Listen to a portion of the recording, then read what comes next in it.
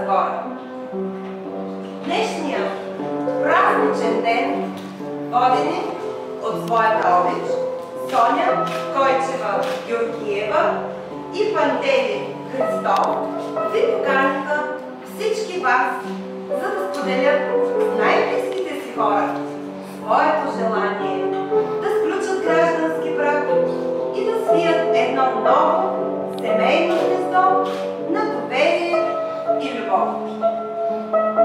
Уважаеми младоженци, в живота на всеки от нас има такива мигове на силни емоции.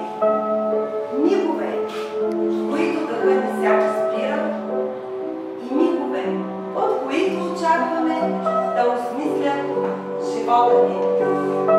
Трудно някой може да ви обясни магията, наречена любов, която от милионите човешки същества среща двама и ги обрича на много обич и привързаност.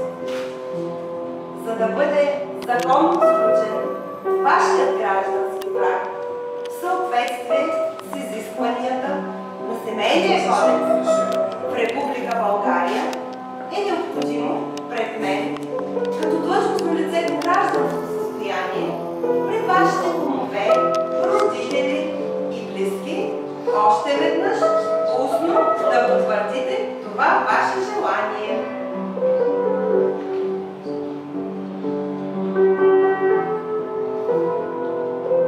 Вие, Соня Койчева Георгиева, съгласни ли сте да сключите граждански брак с Пантелей Христов?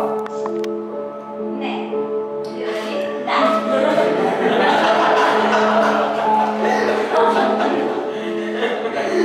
А вие, Пантелей Христов, приемате ли за своя законна съпруга Соня Койчева Георгиева?